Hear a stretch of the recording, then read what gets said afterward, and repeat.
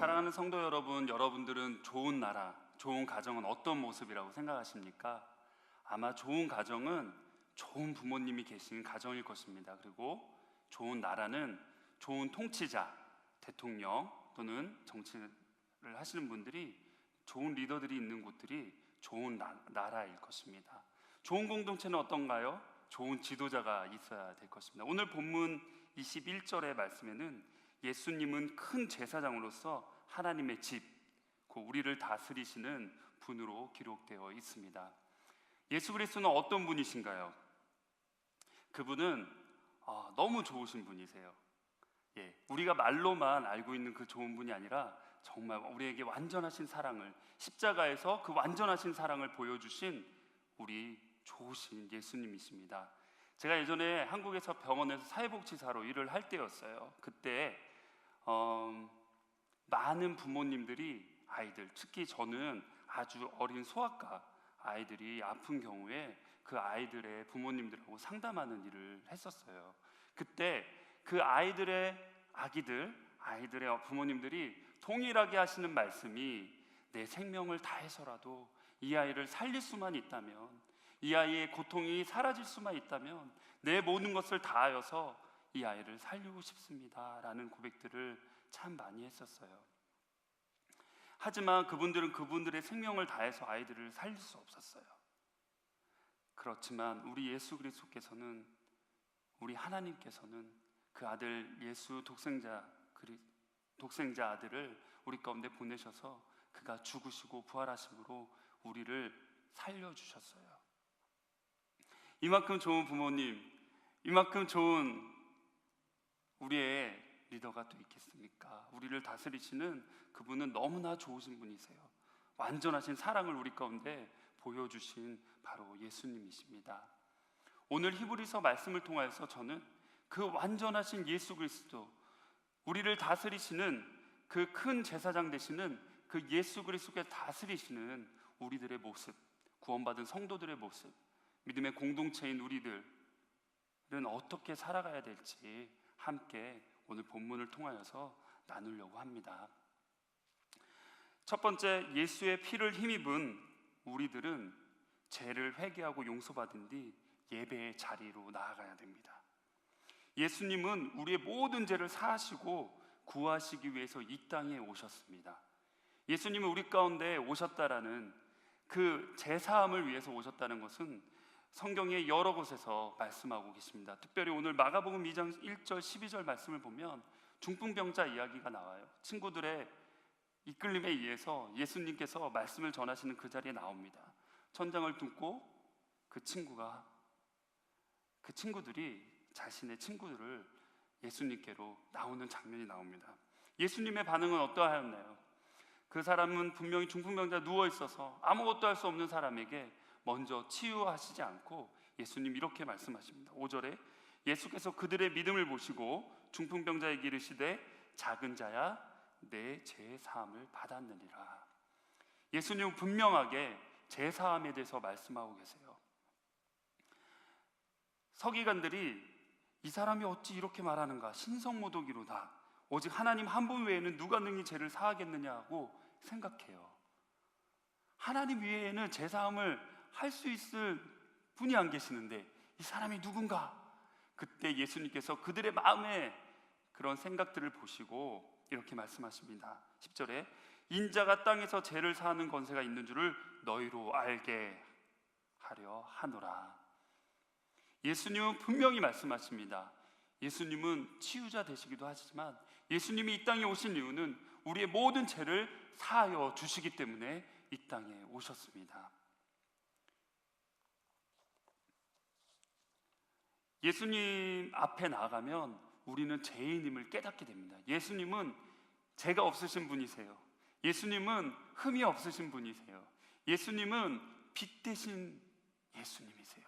빛으로 우리 가운데 오셨기 때문에 우리가 예수님 앞에 나아가면, 마치 중풍병자가 예수님 앞에 나아갔을 때 예수님께서 그의 죄를 사하여 주시고, 사람들이 예수님 앞에 나왔을 때 그들의 죄를 깨닫기 시작했던 것처럼 예수님께 나와서 우리는 죄 사함을 받아야 됩니다.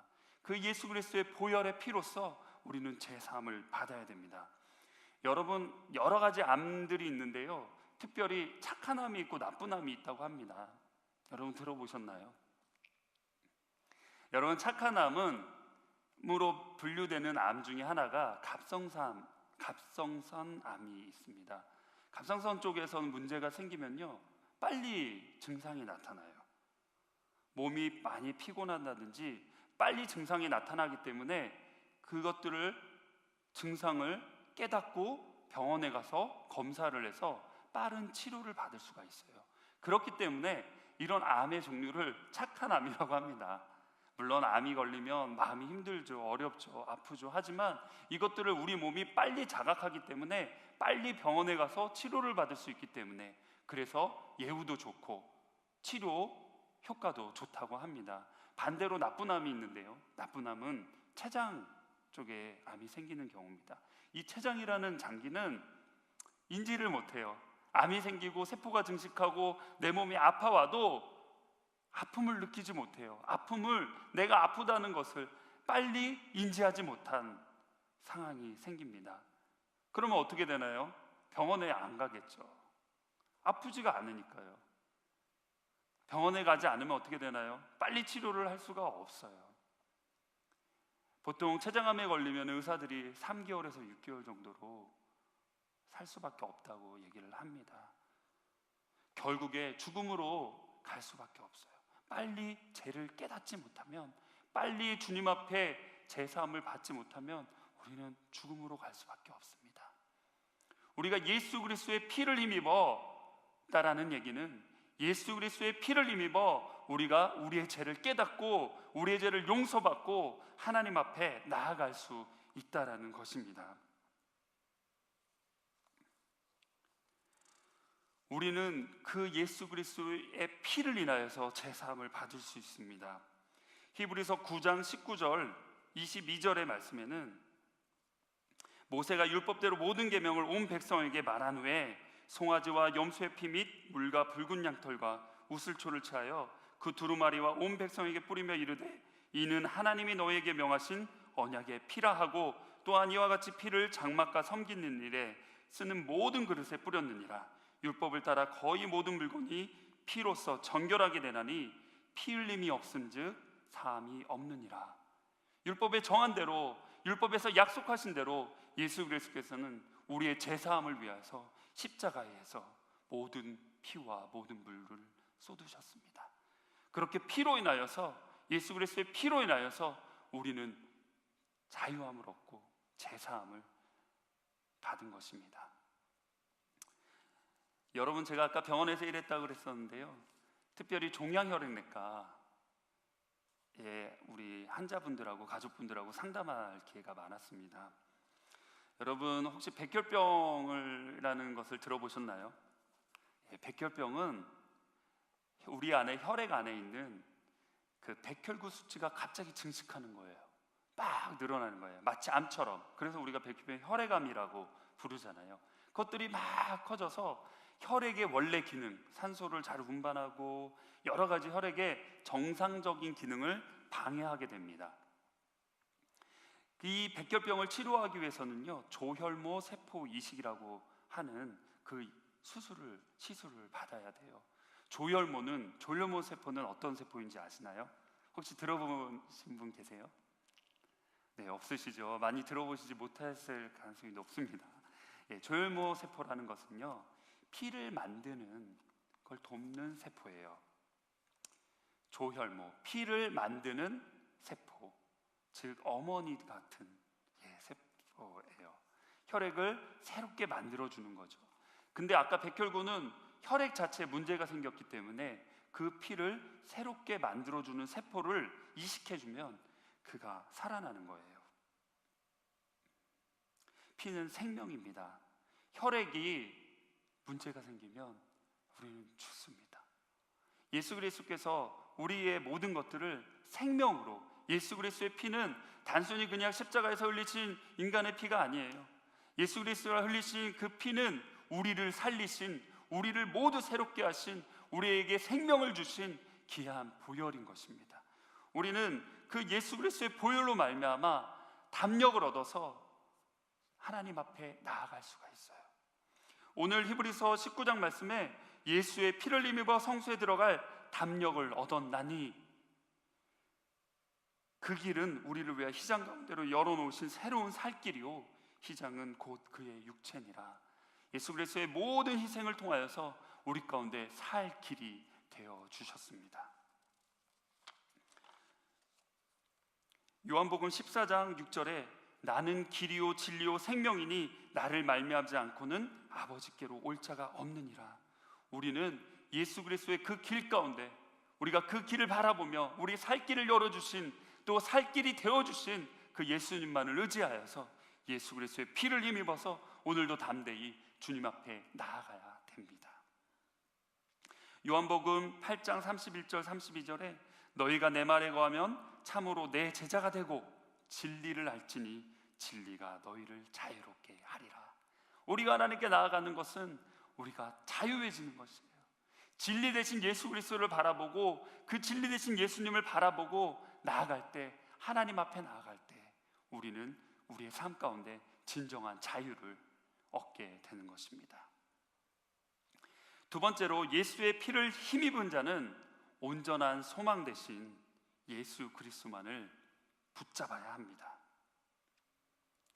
여러분, 오늘 말씀 중에 22절 또 23절 또 약속하신 이는 믿으시니 우리가 믿는 도리의 소망을 움직이지 말며 굳게 잡고. 여러분, 우리 가운데 어떤 약속을 해주셨나요? 히브리서 10장 16절 17절의 말씀을 보면 주께서 이르시되 그날 후로는 그들과 맺을 언약이 이것이라 하시고 라고 말씀하시면서 그 언약에 대해서 말씀하고 계세요. 내 법을 그들의 마음에 두고 그들의 생각에 기록하리라. 그들의 죄와 그들의 불법을 내가 다시 기억하지 아니하리라. 이 말씀을 히브리서 8장 10절 12절에서는 좀 더 자세하게 설명하고 계세요.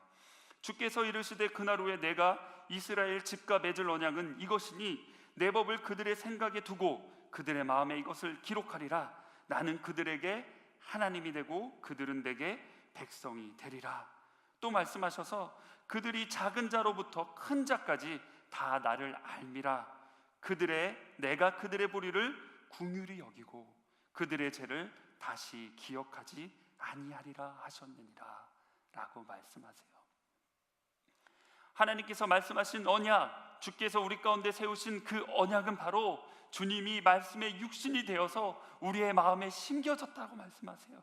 우리의 마음 가운데 주님의 말씀을 기록하셨다고 말씀하셨어요. 이 말씀을 통하여서 우리가 온전히 주님의 말씀을 잘 지키고 행하면 우리의 죄를 기억하지 않으시고 우리를 살려주시겠다 말씀하시는 것이 바로 주님이 말씀하신 언약입니다. 하나님이 우리 가운데 단순히 예수 그리스도의 피 흘리심으로 제사함으로 끝난 것이 아니에요. 그 말씀이 우리 가운데, 그 예수 그리스도가 우리 마음 가운데 심겨진 것이에요. 우리는 예수 그리스도를 바라보고 온전히 그를 붙잡고 우리가 나아가야 됩니다. 말씀을 우리 마음판에 새기고 주님께서 우리 가운데 나는 너의 하나님이 되고 너는 나의 자녀 백성이 되었다라고 말씀하세요. 우리를 자녀 삼아 주셨어요. 우리를 백성 삼아 주셨어요. 우리의 아버지 되시고 우리의 하나님 되셨습니다. 우리가 하나님의 하나님 되심을 알고 우리가 주의 자녀임을 깨닫고 살아가는 것, 그래서 온전히 우리 가운데 심겨주신 예수 그리스도를 바라보고 예수 그리스도를 붙잡고 그 소망 되신 예수님만을 바라보고 살아가는 것이 바로 우리 가운데 하나님께서 명하신 것이에요. 하나님 우리 가운데, 우리 세상 가운데 많은 것들을 보여주십니다. 하나님을 깨닫게 하는 것들을, 예수님을 바라볼 수 있는 것들을 깨닫게 하십니다. 제가 저희 큰아이와 우리 큰딸 8살 된 우리 큰아이하고 길을 가다가 표지판을 하나 바라봤어요. One way, 한쪽으로 가라는 표지판이죠. 이 One way를 보면서 저와 제 아이가, 저는 특별히 찬양 인도를 하기 때문에 찬양으로 많이 이렇게 말씀을 기억하고 예수님을 많이 생각하는 하나님을 생각하는 그런 경험들이 있는데요. 원웨이라는 표지판을 보고 우리 아이하고 저하고 동시에 얼굴을 딱 쳐다보면서 찬양을 불렀어요. One way, Jesus, 주님만이 나의 삶의 이유. One way, Jesus, 주님만이 나의 삶의 이유. 여러분, 주님만이 우리의 삶의 이유가 되십니다. 우리를 살리신 그 예수 그리스도의 피로 인하여서 우리는 온전히 주님만을 바라봐야 될 것입니다. 여러분, 시편 1편 말씀에 복 있는 자는 어떤 자입니까? 복 있는 자는 오직 여호와의 율법을 즐거워하며 주야로 그의 주의 율법을 묵상하는 자로 하나님 말씀하고 계십니다. 여러분, 즐거워한다는 뜻이 무엇입니까? 히브리어로는 하페츠라는 단어예요. 이 원어가 담고 있는 의미는 강렬한 열망, 강렬한 즐거움을 말하고 있어요. 여러분, 주님을 향하여서, 여러분 주님의 말씀을 향하여서 여러분 강렬한 열망을 갖고 즐거워하십니까? 강렬한 즐거움, 내 안에 그 즐거움을 하여서 어찌할 바 모를 정도로 주님의 말씀을 붙잡고 싶어하는 그 말씀으로 여러분 가득 차십니까? 여러분, 우리가 삶의 힘든 가정 속에서, 삶의 여러 가지 여정 속에서 때로는 주님을 바라볼 수 없고 주님을 바라보지 못할 때가 있지 않겠습니까? 그때마다 우리는 오직 여호와의 율법을 즐거워하며 나아가야 될 것입니다. 여러분, 그런 모든 상황 속에서 주님을 원망하시겠습니까? 아니면 갈망하시겠습니까? 우리는 오직 여호와의 율법, 우리 가운데 주신 예수 그리스도의 그 말씀을, 하나님의 말씀을, 예수 그리스도 말씀 대신 그 예수님만을 바라보고 나아가야 될 것입니다. 히브리서 6장 19절 말씀에 우리가 이 소망을 가지고 있는 것은 영혼의 닭 같아서 튼튼하고 견고하여 시장 안에 들어가나니라고 말씀하십니다. 예전에 구약시대 때 1년에 한 번 대제사장이 지성소 안에 들어갑니다. 지성소 안에 들어갈 때는요, 발에 밧줄을 묶고 들어가지 않습니까? 왜 밧줄을 묶고 들어갑니까? 그 대제사장이 자신의 죄와 또 이스라엘 백성의 죄를 하나님 앞에 아뢰고 용서받기 위해서 들어가는 그 자리, 거룩한 하나님의 임재가 있는 곳은 곧 바로 지성소 안에 들어갈 때, 만약에 그 대제사장 가운데 죄가 있다면, 하나님 앞에 회개하지 않은 죄가 있다면 하나님이 그 거룩함 안에서 그가 죽게 될 것입니다. 그랬을 때 그를 끌어내야 되잖아요. 장례를 치르기 위해서, 그를 끌어내기 위해서, 인기척이 없을 경우에 그를 끌어내기 위해서 밧줄을 묶습니다. 하지만 오늘 이 말씀에서 예수 그리스도는 우리 가운데 영혼의 닷에 튼튼하고 견고한 밧줄을 묶어주셔서 우리가 감히, 우리가 주님 앞에, 하나님 앞에, 하나님의 임재 가운데 나가실 수 있도록 우리의 살 길이 되어주시고 시장을 열어주셨습니다. 여러분, 배의 닷은 아무 곳에 내리면요 흔들려요, 요동쳐요. 내려야 되지 않을 곳에 닻을 내리면요 큰 배가 지탱할 수가 없어요. 우리의 삶 가운데 어떻게 해야 됩니까? 우리는 우리의 영원한 반석 되시고 소망 되신 예수 그리스도께로만 우리의 영혼의 닻을 내려야 됩니다. 시편 1편 말씀에 악인은 어떠하다고 그러셨어요? 하나님 말씀하십니까? 바람에 나는 겨와 같도다. 여러분, 우리는 그 생명 없는 겨와 같이 이리저리 요동치는 것이 아니라 세상에 썩어질 것을 붙잡고 우리가 그것에 영혼의 닻을 내리는 것이 아니라 온전히 하나님의 말씀, 예수 그리스도만을 에게로만 우리가 닻을 내리고 우리가 심겨져서 하나님 앞에서 온전히 거룩한 삶으로서 살아가야 될 것입니다. 여러분, 빅터 프랭클라고 들어보셨습니까? 유명한 심리학자인데요. 빅터 프랭클은 원래 유대인이어서 이분이 쓴 책 중에 죽음의 수용소라는 책이 있습니다. 어디서 쓴 책이냐면 이제 유태인들 다 잡아서 나치해서 학살하고 할 때 그 수용소 안에서 이들을 기록했어요. 이분이 수용소에 있으니까 매일 죽어나가요. 어떤 사람은 가스실에 가서 죽고, 어떤 사람은 영양실조로 죽고, 어떤 사람은 절망해서 죽고, 날마다 근심 가운데 있는 사람들을 언제 죽어야 될지 두려움 가운데, 언제 죽을지 모르는 그 두려움 가운데 살아가는 사람들을, 그 사람들의 삶을 보고 이 사람이 무슨 생각을 했냐면, 내가 살아야 할 이유, 그 의무에 대해서, 그 다음에 내가 살았을 때 내가 해야 될 일들, 것들을 생각하기 시작했어요. 내가 이곳에서 살아내서 강의실에서 강의도 하고, 내가 이 경험들을 나누면서 사람들에게 무언가를 심어줄 수 있는 그런 사람이 되었으면 좋겠다, 그런 사람이 될 거야 라고 이 사람이 마음가운데 심겼어요. 결국에 살아서 이런 모든 것들을 경험으로도 책으로도 남기고, 의미요법, 의미치료라는 새로운 치료법을 개발해서 많은 사람들에게 삶의 의미를 통하여서 살아갈 이유에 대해서 알려주고 치료하는 귀한 쓰임을 받은 사람입니다. 이 빅터 프랭크가 한 말이 있어요. 인간의 삶은 자기 책임이 따르는 풍부한 삶의 의미를 찾는 일을 게을리 할 수 없다는 것이다. 니체는 이렇게 말했습니다. 왜 사는지 그 이유를 아는 사람은 어떻게 살아야 하는지를 거의 모두 알 수 있다.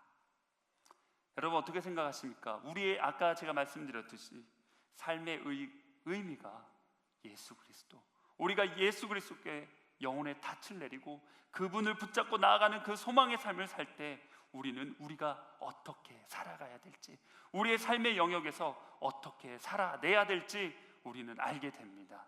온전히 하나님의 말씀 가운데 거하며 우리는 살아갈 수 있습니다. 베드로전서 1장 3절에는 우리 주 예수 그리스도의 아버지 하나님을 찬송하리로다. 그의 많으신 긍휼대로 예수 그리스도를 죽은 자 가운데서 부활하게 하심으로 말미암아 우리를 거듭나게 하사 산 소망이 있게 하시며, 예수 그리스도의 죽으심과 예수 그리스도의 부활하심을 통하여서 우리는 산 소망을 얻게 되었습니다. 온전히 예수 그리스도만을 바라보고 나아가기를 소망합니다. 히브리서 3장 6절에도 소망의 확신과 자랑을 끝까지 굳게 잡고 있으면 우리는 그의 집이라. 히브리서 3장 14절에는 우리가 시작할 때 확신한 것을 끝까지 견고히 잡고 있으면 그리스도와 함께 참여한 자가 되리라 말씀하셨습니다. 여러분, 그리스도와 함께 참여한 자, 끝까지 주님과 함께 참여한 자가 되시기를 소망합니다. 바울은 빌립보서 3장 7절 14절에 이렇게 말씀하셨어요. 이렇게 말하였어요. 무엇이든지 내게 유익하던 것을 내가 그리스도를 위하여 다 해로 여길 뿐더러 또한 모든 것을 해로 여김은 내 주 그리스도 예수를 아는 지식이 가장 고상하기 때문이라. 내가 그를 위하여 모든 것을 잃어버리고 배설물로 여김은 그리스도를 얻고 그 안에서 발견되려 함이니 내가 가진 의는 율법에서 난 것이 아니요 오직 그리스도를 믿는 믿음으로 말미암는 것이니 곧 믿음으로 하나님께로부터 나느라. 내가 그리스도와 그 부활의 권능과 그 고난의 참여함을 알고자 하여 그의 죽으심을 본받아 어떻게 해서든지 죽은 자 가운데서 부활에 이르려 하노니 내가 이미 얻었다 함도 아니요 온전히 이루었다 함도 아니라 내가 그리스도 예수께 잡힌 바 된 그것을 잡으려고 달려가노라. 여러분, 우리가 가지고 있는 지식, 우리가 가지고 있는 경험, 그것으로 우리는 주님을 붙잡을 수가 없어요. 온전히 예수 그리스도의 피로, 예수 그리스도의 우리를 가운데 행하신 그 완전하신 사랑을 힘입어서 예수님께로부터 붙잡힌 바 되어서, 그 완전하신 사랑으로 붙잡힌 바 되어서 예수 그리스도의 그 피로 힘입어서 산 소망 대신 예수 그리스도를 붙잡을 수 있습니다. 세 번째로, 예수의 피를 힘입은 자는 믿음의 동역자를 사랑하고 돌아보고 격려하며 믿음의 공동체를 온전히 섬겨야 합니다. 여러분, 완전하신 사랑을 경험한 사람만이 완전하신 사랑을 줄 수가 있어요. 사랑을 경험하지 못한 사람은 사랑을 행할 수가 없어요. 왜곡된 사랑을 경험한 사람은 왜곡된 사랑으로 사람들을 사랑하다가 상처도 주는 경우들을 우리 많이 보지 않습니까? 여러분, 우리는 하나님께서 주신 이 귀한 믿음의 공동체 안에서 서로를 돌아보고 서로를 사랑해야 됩니다. 제가 예전에 정신과 병동에서 일을 할 때 정신과 병동에 처음에 정신과 치료를 받으면 어디서 받는지 아세요? 외래를 가요. 다 오픈된 퍼블릭한 장소에서 환자분하고 의사 선생님하고 상담을 합니다. 좀 더 심각한 치료가 필요하다라면 일반 병실에 입원을 합니다. 좀 더 격리해서 보호하면서 환자를 치료해야겠다라고 판단이 들면 오픈 병동이라고 해서요, 정신과 병동 안에 따로 마련된 그 병동 안에서 밖에서 안으로 들어올 수 없고 밖에서 안으로 나갈 수 없지만 안에는 잘 일반 병실처럼 꾸며진 그런 병실에서 병동에서 치료를 받게 됩니다. 그보다도 증상이 심하면 폐쇄병동, 그 안쪽에 또 문이 있어요. 그 안에서 치료를 받고요. 더 심해지면 홀로 있는 1인실에서 계속 관찰을 받으면서 치료를 받게 돼요. 반대로 치료는 어떻게 이루어지는지 아십니까? 1인실에서 폐쇄병동으로 나오고, 폐쇄병동에서 오픈병동으로 나오고, 오픈병동에서 일반병 또는 퇴원해서 외래 치료를 받게 됩니다. 환자분들의 특성은 점점점 병상이 심할수록 말이 줄어들고요, 점점점 치료가 될수록 말이 늘어나요. 여러분, 아프잖아요. 그러면 숨게 돼요. 여러분 마음에 상처가 있잖아요. 말을 안 하게 돼요. 차라리 말을 하고 오픈을 하면, 말을 하고 그것들을 기도 제목으로 나눌 수 있으면 여러분, 그거는 그렇게 많이 아픈 것이 아니에요. 금방 치료가 될 수가 있어요. 금방 치유가 될 수 있어요. 하지만 우리 가운데 정말 아픈 분들은 말조차 하기 힘들고 홀로 있는 그런 외로움 가운데 있는 사람들입니다. 예수의 피를 힘입어 완전하신 사랑을 경험한 우리 공동체 안에 또 누군가가 있다면 그 사람은 그 아픈 자들을 향하여서 귀를 기울이고 들어주면서 찾아가야 됩니다. 이것이 바로 돌아보는 것이에요. 그리고 그들을 세워주고 그들을 주님의 사랑으로 함께 품어줘야 됩니다. 여러분, 품어주는 것은 정말 힘듭니다. 안아주는 것은 쉬워요.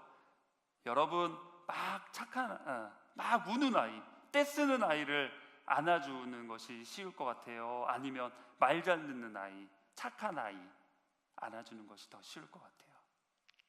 맞습니다. 착한 아이들은요, 썩 안겨요.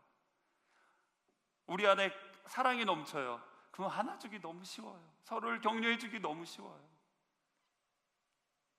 하지만 아프고 떼쓴 아이를 예수 그리스도의 마음으로, 하나님의 마음으로, 그 예수 그리스도의 온전하신 사랑으로 안아주는 것, 그렇게 쉬운 일은 아니에요.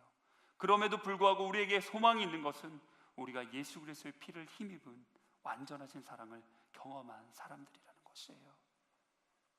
그렇기 때문에 우리는 그 예수 그리스도의 피를 힘입어 그를 안아주고 품어줄 수 있어요. 인간의 힘으로는 안아줄 수밖에 없어요. 품어주기는 너무 힘들어요. 하지만 예수 그리스도의 완전해진 사랑으로는 그를 안아주고 그를 온전히 품어줄 수 있습니다. 그렇게 우리는 우리 서로를 예수님의 완전하신 사랑으로 그의 피를 힘입어 품어주었으면 좋겠습니다.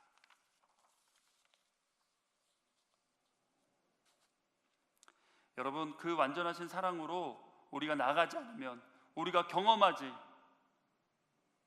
것들, 우리의 지식으로 또 우리의 것들로 나아가면 자칫하면 상처를 줄 수가 있어요. 제가 아까 조혈모 세포이식 얘기했었죠. 조혈모 세포이식을 받지 전에 어떤 일을 하냐면 항암 치료를 받아요. 완전 관해라고 그래가지고 그 안에 있는 세포가 깨끗하게, 거기 안에 있는 조혈모 세포도 있을 거 아니에요. 그 세포까지도 깨끗하게 없애는 그 치료를 먼저 한 후에 조혈모 세포를 이식합니다. 왜 그런가요? 깨끗하지 않으면 다른 것을 넣어도 오히려 잘못된 부작용이 날 수가 있어요. 그래서 그 완전 간회를 받은 분들이 그렇게 됐을 때는 어떻게 했어요? 면역력이 전혀 없어요. 그래서 무균실이라는 곳에 완전히 격리를 시켜서 관찰하고 치료를 합니다. 그 격리실에 들어갈 때, 무균실 그 치료실에 들어갈 때 모든 치료진들은 깨끗하게 씻고 들어가야 돼요.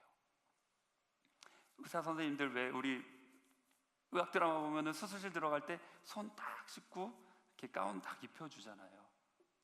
왜 그렇게 하나요?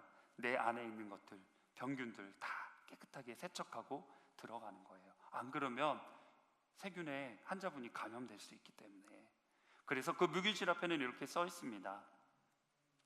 치료진이라 할지라도 깨끗하게 살균 세척을 안 하고 들어갈 경우에는 살인미수로 간주하고 법적 처벌을 받을 수 있습니다라고 경고되어 있어요. 여러분, 우리의 생각으로, 우리가 가진 작은 사랑으로 누군가를 격려한다고, 찾아간다라고 하지 않았으면 좋겠습니다. 날마다 우리가 완전하신 사랑, 예수 그리스도의 사랑을 힘입어서 그 완전한 희생에 그 사랑으로, 그 겸손한, 우리를 죽기까지 사랑하신 우리와 같은 모습으로 우리의 죄를 사하여 주신 그 겸손한 모습으로 우리가 우리 하늘이 귀한 공동체에 주신 우리 믿음의 동역자들, 또 우리가 섬겨야 될 분들을 찾아갔으면 좋겠습니다. 제가 또 한 가지 말씀을 드리고 설교를 마치려고 하는데요. 이제 오늘 병원 얘기를 좀 많이 하네요. 정신과부터 종양현외과, 이제 재활의학과까지 왔습니다. 재활의학과에서 일을 할 때였었어요. 재활의학과에서는요, 제가 경험했던 것 중에 하나가 뇌졸중 환자분들 있잖아요. 우리 아까도 중풍병자 얘기를 했지만, 우리 뇌졸중이나 뇌출혈 와서 그런 문제가 생겼을 경우에, 신경 손상이 있은 경우에 편마비, 한쪽이 마비되거나 아니면 다른 쪽의 마비가, 신체적 마비가 오는 경우들이 있습니다. 그 신체적 마비, 편마비, 특히 편마비 쪽에 오신 분들이 그 한 주어진 시간 안에 목적을 달성하는 것들을 체크하고 평가하는 시간들이 있어요. 다 같이 치료진들이 모여서 그 환자분을 평가해요. 여기서부터 저기까지 목표를 두고 걸어가는 거예요. 걸어갈 때 빨리 걷지 못하겠죠. 한 걸음 한 걸음 뛰어나가면서, 떼나가면서 저 목적지를 향해서 걸어가는 거예요. 그것들을, 그 평가 시간을 위해서 환자분은 정말 죽으림을 다하여서 연습하고 또 재활하고 합니다. 평가날이 되어요. 평가날이 되면요, 모두가 긴장을 하고 함께 다 모여요. 환자분이 출발하기 시작합니다. 한 걸음 한 걸음, 여기서 저기까지 불과 얼마 되지 않는 거리, 정상적인 사람이라면 몇 분이 뭐예요? 몇 초만 해도 갈 수 있는 그 거리를 이 환자분은 한 걸음 한 걸음, 1분, 2분, 10분 그 이상을 한 발 한 발 내딛으며 갑니다. 어떤 치료진들은 이 환자분의 각도를 보서, 발이 드는 각도를 보고 재활치료를 앞으로 어떻게 할지 방향을 설정하고, 옆에 가족들은 기도하는 마음으로 환자를 격려하고 있습니다. 힘들죠. 그 모습을 지켜보는 것도 어쩔 때는 때로는 힘들어요. 하지만 그 환자분이 저 목적지를 향해서 온몸이 땀으로 다 젖어서 그 목적지에 도달했을 때 우리 모두는 박수를 쳐주고 축하해 주었어요. 물론 치료진들은 전문적으로 그 환자의 치료 방향을 설정하고, 저처럼 사회복지사는 앞으로 집으로 돌아가셨을 때 아니면 전원을 해야 될지, 집으로 가셨을 때는 어떤 것들을 해야 될지 전문적인 평가도 하지만, 그 환자분이 목적지에 도달한 그 순간만큼은 모두가 함께 축하해 줘요. 잘했다. 여러분, 여기서 여기까지 한참을 걸어간 게 일반적으로 잘한 건가요? 그렇지 않잖아요. 하지만 그 아픈 분이 그 노력을 그렇게 걸어가는 모습을 서로 격려하는 것들이 필요합니다. 오늘 히브리서 25장에는 모이기를 피하는 어떤 사람들의 습관과 같이 하지 말고 오직 권하여 그날이 가까움을 볼수록 더욱 그러하자. 여러분, 우리 귀한 하누리 공동체, 우리 성도 여러분, 우리를 묶어주신, 우리를 하나 되게 하신, 우리를 한 공동체로 불러주신 분은 예수 그리스도 하나님이십니다. 그분의 사랑으로 우리는 하나가 되었습니다. 그분의 사랑으로 우리는 주님 앞에 더욱더 나아갈 수 있습니다. 히브리서 3장 12절 14절의 말씀 세 번역으로 제가 읽어드리면, 형제자매 여러분, 여러분 가운데 믿지 않는 악한 마음을 품고서 살아계신 하나님을 떠나는 사람이 없도록 여러분은 조심하십시오. 오늘이라고 하는 그날 서로 권면하여 아무도 제 유혹에 빠져 완고하게 되지 않도록 하십시오. 우리가 처음 믿을 때에 가졌던 확신을 끝까지 가지고 있으면 우리는 그리스도께서 주시는 구원을 함께 누리는 사람이 될 것입니다. 여러분, 우리 함께 누리길 소망합니다. 예수 그리스도의 피를 입은 사람은 제사함을 받고 우리가 서로를 돌아보고 온전히 소망 되신 예수 그리스도를 바라보면서 그분을만을 붙잡고 우리가 함께 이 믿음의 공동체에서 어떤 시련과 어떤 고난도 우리가 함께 이겨내며 주님 앞에 나아갈 수 있습니다. 서로를 사랑하면서 우리에게 주신 귀한 사람들을 귀하게 여기면서 우리가 한 걸음 한 걸음 주님 앞에 나아가기를 소망합니다.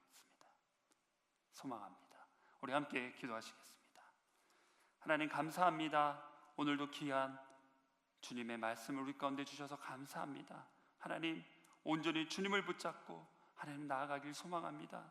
하나님, 우리의 연약함들을 아시고 우리의 죄악을 아시고 우리를 위하여서 십자가에 달려 돌아가심으로 우리를 용서하여 주시고 우리를 죽음에서 영원한 생명으로 이끌어 주신 주님, 주님만을 붙잡고 주님만을 의지하고 그 예수 그리스도의 피를 힘입어서 우리가 하나 되게 하여 주시옵소서. 온전히 주님 안에서 하나 되는 우리 모두 되게 하여 주시옵소서. 감사드리며 예수 그리스도의 이름으로 기도했습니다. 아멘.